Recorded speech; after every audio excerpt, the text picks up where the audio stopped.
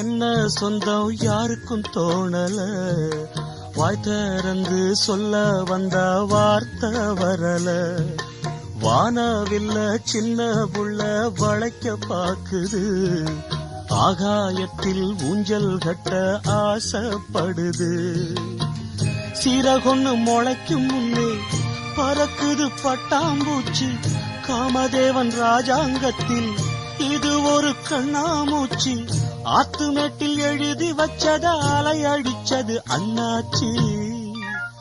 சம்சாரம் அது மின்சாரம், சம்சாரம் அது மின்சாரம்.